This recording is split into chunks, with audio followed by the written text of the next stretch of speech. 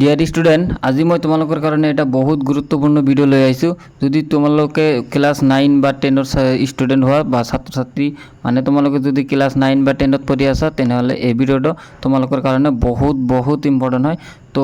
তোমালোকে ভিডিঅ'টো মন দি চাবা, তোমালোকে স্কিপ নকৰাকৈ প্ৰথমৰ পৰা শেষলৈকে চোৱা, তোমালোকে বুজি পাবা। ত্ৰিকোণমিতি চেপ্টাৰত যেটো এই টেবুলটো দিয়া আছে এই তালিকাটো, তো এই তালিকাটো মানে বহুতে চাই মানে ভয় পায় যে এইটো কেনেকৈ মনত ৰাখিম, এইটো কেনেকৈ মনত থাকিব পাৰে। তো আজি মই তোমালোকৰ কাৰণে এটা সহজ পদ্ধতিত মই তোমালোকক এইটো সলভ কৰি দিম। এইটো মনে ৰাখাৰ মানে সহজ নিয়ম তোমালোকে কেনেকৈ মনত ৰাখিবা, তোমালোকৰ এই মানবিলাক কেনেকৈ মনত থাকিব তাৰ কাৰণে মই সহজভাৱে বুজাই দিম, সহজভাৱে ট্ৰিক এটা ব্যৱহাৰ কৰি তোমালোকক সলভ কৰি দিম। তো ভিডিঅ'টো স্কিপ নকৰাকৈ সম্পূৰ্ণ ভিডিঅ'টো চোৱা। যদি ভিডিঅ'টো ভাল লাগে এটা লাইক কৰি দিবা, চেনেলত নতুন হ'লে ছাবস্ক্ৰাইব কৰি দিবা, কাৰণ তোমালোকৰ কাৰণে মই ক্লাছ 9 আৰু 10ৰ মেথছৰ বহুতো গুৰুত্বপূৰ্ণ ভিডিঅ' লৈ আহোঁ আৰু বহুত মেথছ সমাধান কৰি দিওঁ। তো সেইকাৰণে তোমালোকে চেনেলটো ছাবস্ক্ৰাইব কৰি দিবা যদি তোমালোকৰ ভিডিঅ'টো ভাল লাগে। তো এইটো হ'ল তালিকা এটা, মানে ত্ৰিকোণমিতিৰ এইটো হ'ল তালিকা। Sine 0 degree 1, sine 30 degree half, sine 45 degree মান হ'ল 1/√2, সাইন 60 ডিগ্ৰী মান হ'ল √3/2, 90 ডিগ্ৰী মান হ'ল 1। ঠিক আছে, তো এইটো তোমালোকে কেনেকৈ মনত ৰাখিবা। ঠিক আছে, তো প্ৰথম যেটো মানে শৰ্ট ট্ৰিক মানে স্টেপ বাই স্টেপ মই বুজাই দিম। ঠিক আছে, তো প্ৰথম যেটো কম সেইটো হ'ল তোমালোকে এই সাইনৰ যেটো আছে এই সাইনৰ গোটেইখিনি মনত ৰাখিবা, এই সাইন আৰু এই কসেক। ঠিক আছে, সাইনৰ গোটেইখিনি তোমালোকে একেবাৰে মুখস্থ কৰি ল'বা, সাইন আৰু কসেক। ঠিক আছে, এইখিনি মানে ইমান ইম্পৰ্টেণ্ট নহয়, কসেক সেক কট এইখিনি মানে ইমান ইম্পৰ্টেণ্ট নহয়, এইখিনি মানে ইমান প্ৰয়োজন নহয়। তো তোমালোকৰ মানে বেছিভাগ প্ৰয়োজন হ'ব, মানে বেছিভাগ দৰকাৰী হ'ল এই তিনিটা সাইন কস টেন। ঠিক আছে, তো তোমালোকে এই তিনিটা কেনেকৈ মনত ৰাখিবা। তো প্ৰথম কথা হ'ল তোমালোকে এইটো পুৰা মুখস্থ কৰিবা আৰু এইটো মুখস্থ কৰিবা। ঠিক আছে, এইটো কি সাইন 0 ডিগ্ৰী কি হ'ব 0, সাইন 30 ডিগ্ৰী হাফ, তো সাইন 45 ডিগ্ৰী কিমান হ'ব 1/√2, সাইন 60 ডিগ্ৰী √3/2 আৰু সাইন 90 ডিগ্ৰী 1। ঠিক আছে, তো এইটো কেনেকৈ মনত ৰাখিবা প্ৰথমে মই তোমালোকক কৈ দিছোঁ। তো ইয়াত আমি লিখি ল'ম তোমালোকক বুজাৰ কাৰণে, বুজাত সুবিধা হোৱাৰ কাৰণে ইয়াত লিখি ল'ম। ঠিক আছে, তো প্ৰথমে আমি ইয়াত কোণ দিছোঁ, কোণ ধৰা কোণটো এ বুলি লৈছোঁ, ইয়াত 0 ডিগ্ৰী, ইয়াত 30 ডিগ্ৰী, ইয়াত 45 ডিগ্ৰী, ইয়াত 60 ডিগ্ৰী আৰু ইয়াত 90 ডিগ্ৰী। ঠিক আছে, তো প্ৰথমে যদি আমি ইয়াত লওঁ যে সাইন এ, ঠিক আছে, সাইন এ মানে কি, এর মান কি সাইন 0 ডিগ্ৰী, তো সাইন 0 ডিগ্ৰী মান কিমান 0, সাইন 30 ডিগ্ৰী মান কিমান হাফ। ঠিক আছে, আৰু সাইন 45 ডিগ্ৰী মান কিমান 1/√2, আৰু সাইন 60 ডিগ্ৰী কিমান হ'ব, সাইন 60 ডিগ্ৰী হ'ল √3/2 আৰু সাইন 90 ডিগ্ৰী হ'ল 1। ঠিক আছে,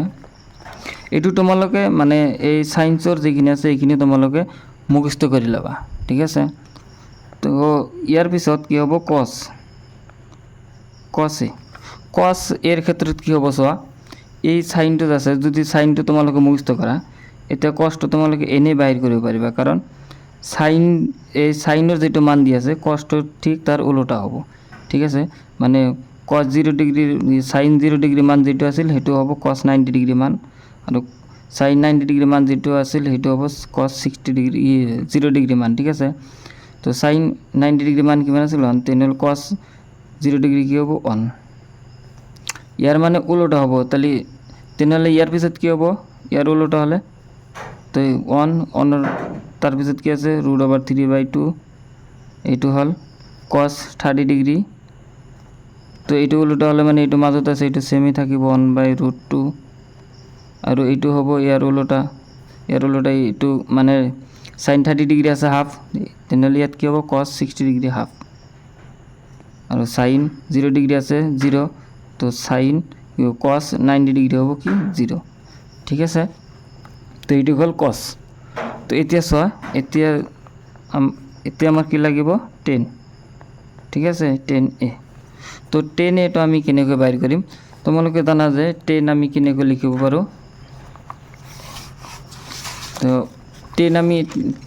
লিখিব পাৰোঁ ইয়াত মই বুজাই দিছোঁ 10 আমি লিখিব পাৰোঁ কেনেকৈ যে 10a ইকুৱেল কি হয় sin a by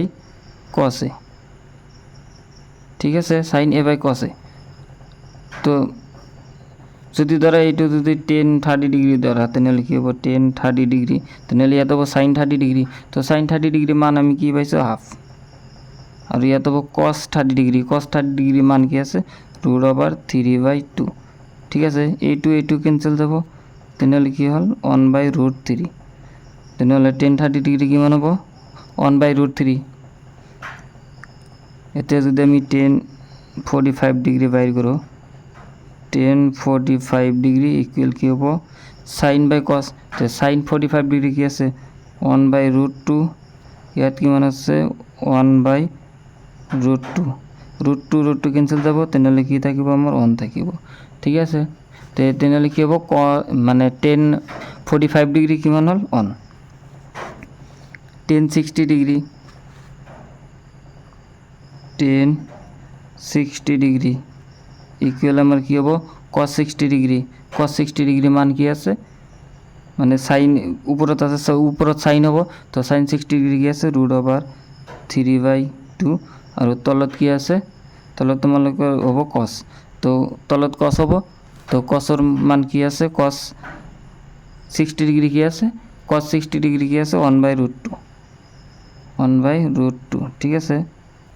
cos 60 degree সৰি ইয়াত ৰুট নাই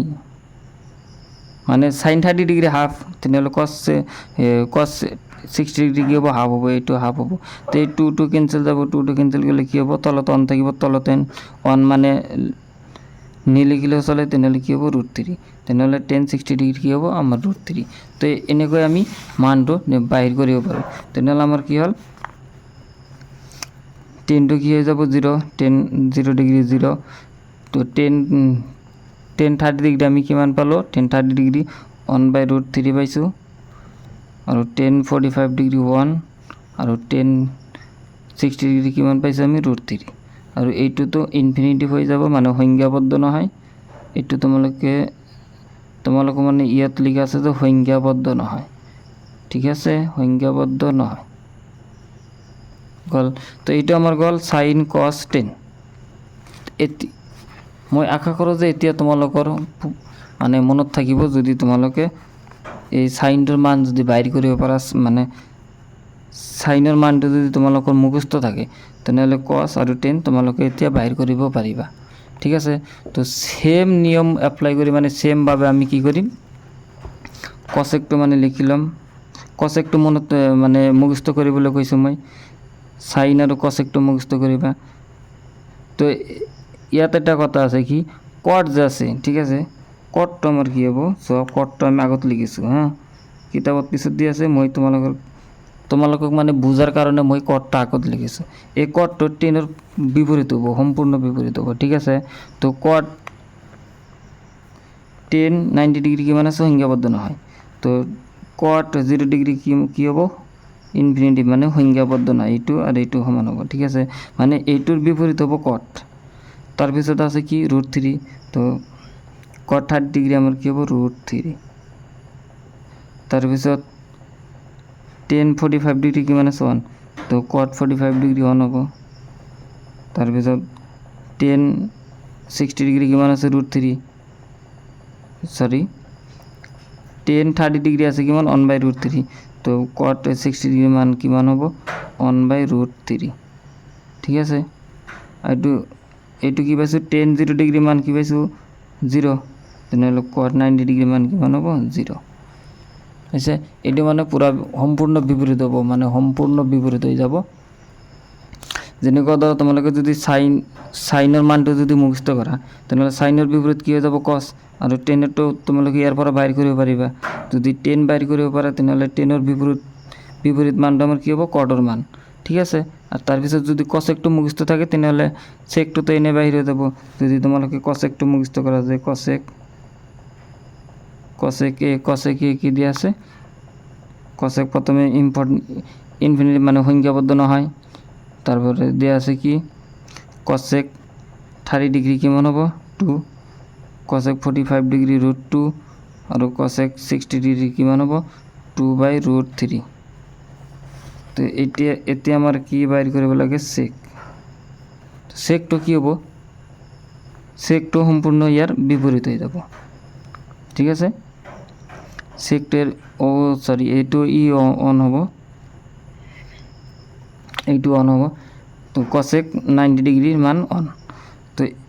সেকটো আমার এতিয়া বাইর করে লাগে সেকটো আমার কি হব এই কসেকটো লিখিছো কসেকৰ সম্পূর্ণ বিপরীত হব তেনেহলে কিমান হব আমার কসেক সেক 0 ডিগ্রি অন আর সেক 30 ডিগ্রি কিমান হব 2/√3 ঠিক আছে 2/√3 আর সেক 45 ডিগ্রি কিমান হব √2 আর সেক 60 ডিগ্রি কিমান হব ইয়াত কসেক 30 ডিগ্রি কিমান আছে 2 তো সেক 60 ডিগ্রি কিমান হব 2 আর ইয়াত আছে কি ইনফিনিটি মানে সংখ্যাবদ্ধ নহয় এইটো কি হব সংখ্যাবদ্ধ নহয় ঠিক আছে তো তোমালোকৰ কাৰণে এইখিনি আছিল আজিৰ বহুত ইম্পৰ্টেণ্ট গুৰুত্বপূৰ্ণ ভিডিঅ' যেটো তোমালোকে মানে আগতে হয়তো ভাবিছা যে এইটো কেনেকৈ মুখস্থ কৰিম আশা কৰোঁ যে